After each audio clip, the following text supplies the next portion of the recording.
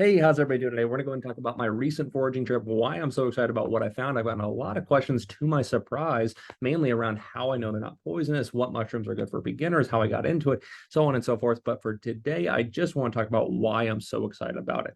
And the thing is, I really want to start providing more information, more education around mycology. It's something that I think about all the time. I'm so excited about, very passionate about.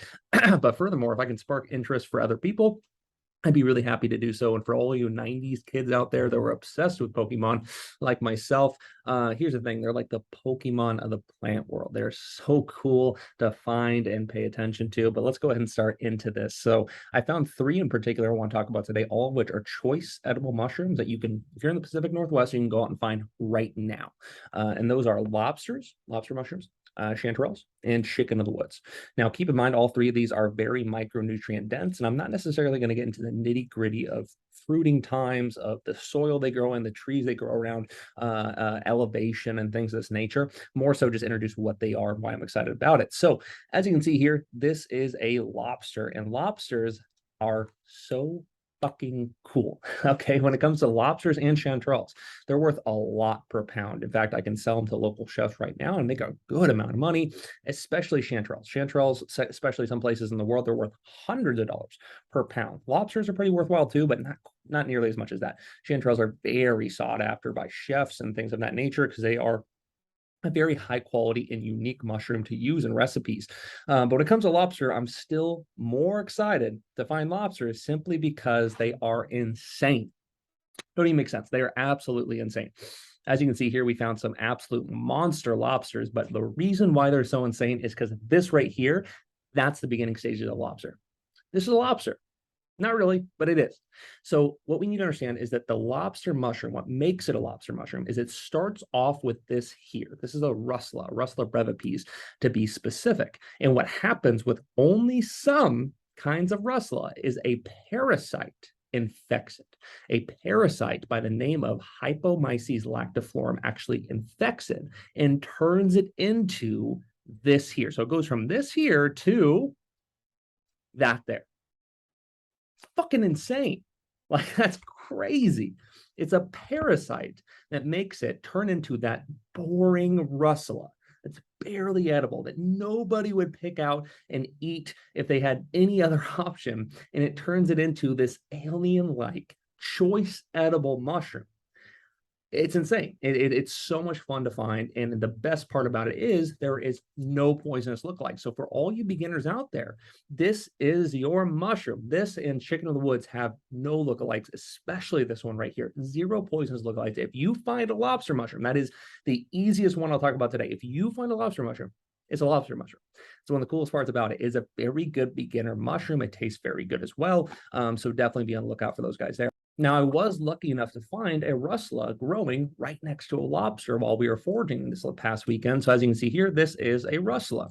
This was a Russula growing in the ground right next to a lobster, which we, of course, ended up actually harvesting here. Ended up being very delicious. Ate some last night. But that's what they look like growing right next to each other. Now, the next one is chanterelles, and this is what they look like when they're small. Now, this one out of the three is likely the most nuanced. It's a little harder to identify, but still very easy, very, very easy. The only reason I say it's a little hard to identify is because there are technically some poisonous lookalikes, two in particular, the jack-o'-lantern mushroom, as well as a false chanterelle. False chanterelle is a little bit, in fact, a lot more common. So for example, where I found these, there's false chanterelles right next to them. And technically it is a poisonous lookalike, but here's the thing, it is very easy to distinguish the difference between the two.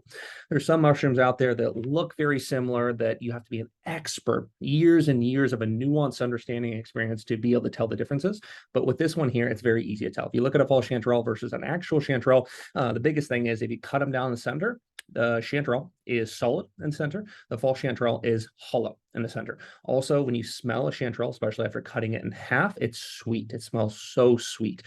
False chanterelle, not even close. Lastly, the gills are very different as well, so very easy to tell the difference, but technically it does have some poisonous lookalikes. But again, still very easy to tell. As you can see here, these are some younger, smaller ones. When they actually get to be full grown, this is what they look like. This is some of the ones we found last year. As you can see, much larger, beautiful specimens right here. But this is what they look like actually full grown, typically growing in a Duffy area like this. Very beautiful right here. Now, unfortunately, on this trip, we found so many small ones. So we plan on going back about a week and a half from now, or from then rather, to actually harvest those guys because there's many of them. They're just barely too small to pick up. But by the time we come back, they should be fully grown and perfect, ready to harvest. But as you can see here, some of these were big enough to grab. Ended up eating some last night. It was delicious.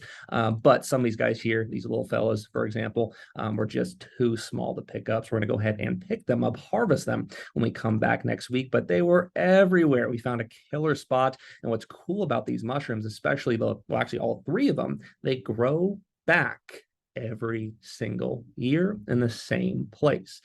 A little bit different times. They fruit slightly different parts of the year sometimes due to the conditions. For example, soil temperatures causes chanterelles to actually start fruiting. So that could be, if it's a hotter summer, it could delay the fruiting process a little bit. If it's a little cooler earlier, it could start a little sooner. It has to do with moisture, has to do with how cool the air is. So that does change a little bit. Now, lastly, we got chicken of the woods, and this is another really neat one. Why is it called chicken of the woods? Because it tastes like chicken. It grows on dead, decaying trees, and this is one there where I marked down where I found it, and I can go back next year and find it in the exact same place, which is really neat. We actually found 3 or 4 different chicken of the woods on this trip. The first 3, unfortunately, were just old and decaying. These ones were primo. When you find chicken of the woods and it looks like this, specifically the underneath looks really pretty. There's no bacteria growth on the outside. You know they are primo. They're ready to go. So these are really good specimens here. We end up harvesting some, and as you can see there, you got a queen bolete, some chicken of the woods, a fuck ton of chanterelles, like more than I know what to do with, unfortunately, lobsters, and then more chanterelles at the end here. Just a crazy haul, especially all for in a day. And if you are friends with me, you may end up getting quite a few of them. I'm actually giving to you because unfortunately, chanterelles are so tasty. They're worth so much, but at the same time, they don't save well. In fact, it's really hard to save them effectively. Lobsters, they dehydrate well and they save really well. Chicken of the woods save pretty well as well. But when it comes to chanterelle, they save terribly. So I'll probably end up just trying to eat as many as I can and giving away to close friends. But that is an introduction to what I found, why I'm excited about it, and all 3 of those mushrooms are easy to identify. So for all of you beginners out there, be on the lookout, get into it, go look in particular areas, do your research, and I'm sure that you can actually find at least a few of them. And then from there, harvest them, cook them up. And these are ones that are easy enough to identify to where you can be confident you won't get poisoned.